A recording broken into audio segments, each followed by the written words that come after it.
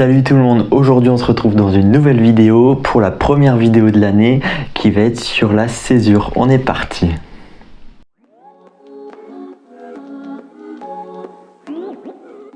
Tout d'abord, c'est la première vidéo de l'année, donc je voulais très brièvement vous dire une excellente année, même s'il est un peu tard, et vous souhaiter le meilleur pour vos projets, pour votre vie, pour tout ce que vous voulez. Allez-y dans les commentaires, dites-moi cette année ce que vous voulez faire. Et je lirai ça, et j'espère que mes vidéos vont continuer à vous encourager. L'année dernière vous avez été très enthousiaste, là on est un peu plus de 400, donc si vous tombez sur cette vidéo par hasard, n'hésitez pas à vous abonner parce que souvent les gens qui regardent ne sont pas abonnés et c'est quand même dommage. Et au passage il y a aussi un compte Instagram que vous trouverez ici, où vous trouverez des posts où j'explique des choses que j'explique pas forcément sur YouTube. Enfin allez-y et j'espère que ça vous plaira. Pour revenir sur la césure, donc une césure c'est juste le principe de vouloir faire une pause dans ses études, que ce soit volontaire ou involontaire. Je vous expliquerai, pour ma part c'était plutôt involontaire au départ quoi. Mais sinon une césure ça va de 6 mois à 1 an souvent, et le but ça va vraiment être de se recentrer sur soi-même, de faire d'autres choses qu'on n'a pas l'habitude de faire, d'apprendre de nouvelles choses qui sont parce que la plupart du temps quand on est en école on pense toujours au niveau scolaire, mais moins pour améliorer ces choses sur sa personnalité, sur ses connaissances qui sont nécessaires par exemple dans la vie d'entreprise plus tard, mais qu'on nous enseigne pas à l'école. Et du coup, comme je vous l'avais dit en juin, à partir du moment où j'ai pas eu mon concours vétérinaire, j'avais plusieurs choix comme aller en cours de 2e année pour certaines matières, mais le problème c'est que j'allais sûrement un peu m'ennuyer et je voulais vraiment faire une pause dans mes études parce que ça faisait déjà 2 ans que j'étais en prépa, plus la première année en école véto, et je pense que je commençais à saturer dans les études, bien que je veux vraiment faire des études longues, et mon but c'est toujours d'être vétérinaire et j'ai encore 5 ans d'études, mais c'était vraiment le moment où je me suis dit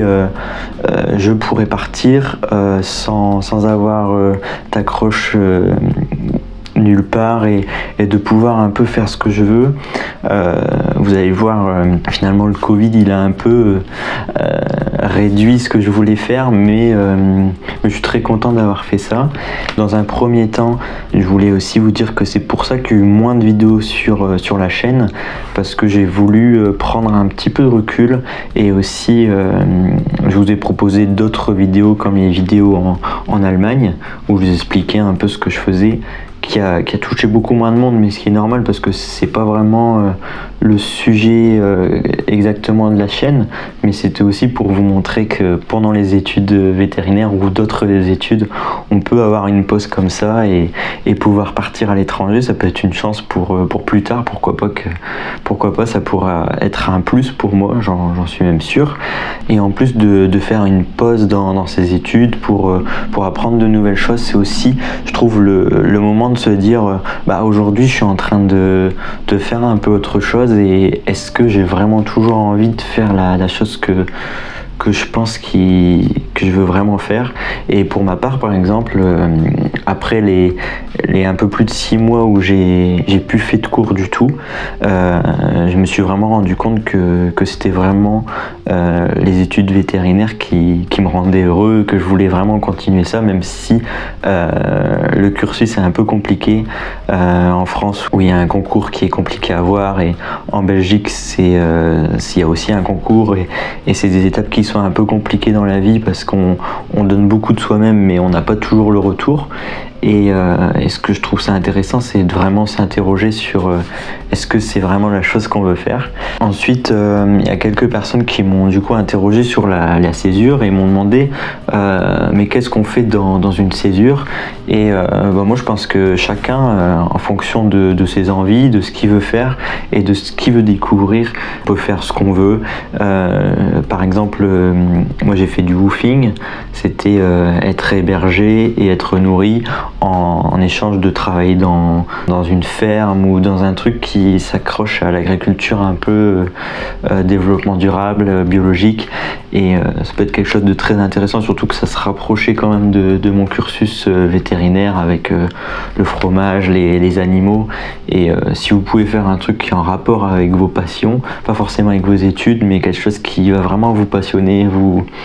permettre de vous développer tout simplement. Ensuite, vous pouvez voyager. Ce que je voulais dire aussi, c'est par exemple, moi mon but c'était de partir en Allemagne, ensuite partir en Irlande pour améliorer mon anglais, parce que au Royaume-Uni maintenant c'est un peu plus compliqué, il faut un passeport.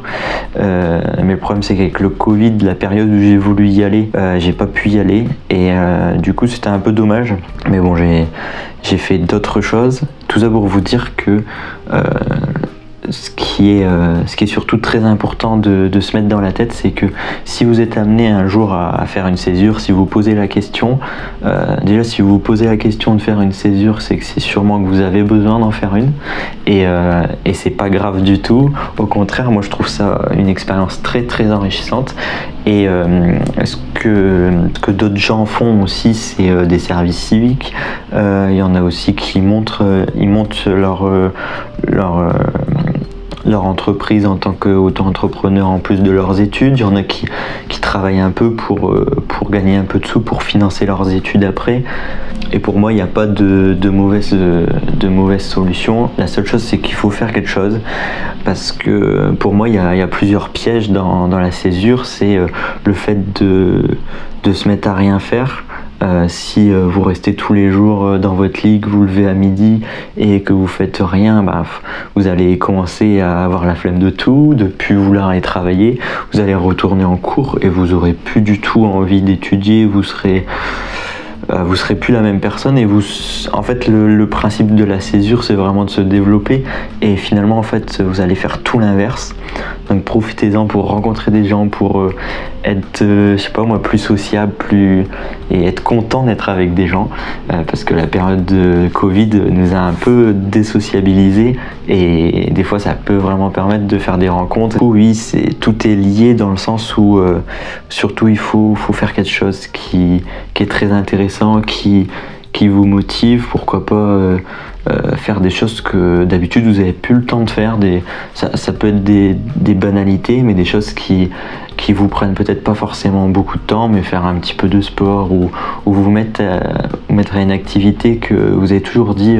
si j'avais le temps je le ferais, et là c'est le moment de le faire et d'aller jusqu'au bout pour vous permettre de vous dire dans la vie je sais me faire des objectifs et aller jusqu'au bout. Et je pense que c'est très important dans n'importe quel projet que vous avez dans la vie, de vous mettre des petits paliers, et à chaque fois d'être content d'augmenter de palier en palier. Et ce serait dommage de rester chez soi, se décourager, et après de plus continuer vos études alors que c'est quelque chose qui vous rendra heureux plus tard.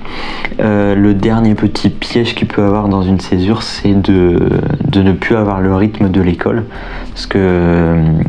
un rythme scolaire, c'est d'aller en cours, ça peut être un peu surprenant de reprendre les cours après 6 mois, mais par exemple moi je viens de reprendre les cours et je suis content d'y retourner. Donc je pense que le tout c'est de toujours avoir en tête qu'on va retourner en cours, et qu'il faut travailler pour y arriver, et surtout de ne pas rester sédentaire. Donc le message vraiment que je voulais vous passer dans cette vidéo, c'est si vous avez envie de faire une césure, n'hésitez pas trop, partez et essayez de faire quelque chose que vous aimez. Un dernier point sur lequel je voudrais venir, c'est que souvent, de ce que j'ai vu autour de moi, c'est inconsciemment. Lors de votre césure, vous rencontrerez forcément des personnes qui trouvent qu'une césure c'est un manque de temps, c'est quelqu'un qui a un peu la flemme de tout, qui veut plus travailler. Et je trouve ça dommage qu'aujourd'hui en France, les gens qui font une césure sont vus comme des gens qui en fait n'ont rien à faire de travailler, ou qui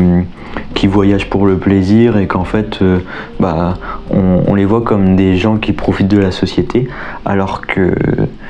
qu'au contraire, ce sont des gens qui se posent la question sur leurs études, qui font une pause de 6 mois pour ensuite faire un métier qui les passionne vraiment. Et du coup, si vous êtes amené à faire une césure, je vous invite vraiment à vous débarrasser des gens qui vous disent que c'est une perte de temps et vraiment vous concentrer sur vous-même et vous dire que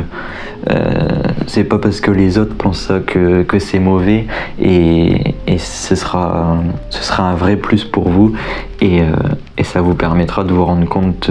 de l'avenir que vous voulez vraiment prendre. Pour finir cette vidéo, je voulais donc vous dire que la césure c'est quelque chose qui peut être très bien pour vous et si vous posez la question, foncez-y. Et si vous êtes content de regarder des vidéos que je vous propose, n'hésitez pas comme d'habitude à mettre un gros pouce bleu, à vous abonner et à dire en commentaire si le nouveau décor vous va. Je suis toujours dans la même chambre mais j'ai essayé de faire un meilleur décor pour que ce soit plus agréable pour vous à regarder, donc n'hésitez pas à dire si vous voulez des nouvelles choses dans le décor, si c'est mieux comme ça, si c'est plus agréable. Il y a aussi un micro qui est arrivé, donc j'espère que la qualité du son sera meilleure et j'essaye toujours de faire pour que ce soit de mieux en mieux, même si je suis un grand amateur et puis je vous dis à bientôt.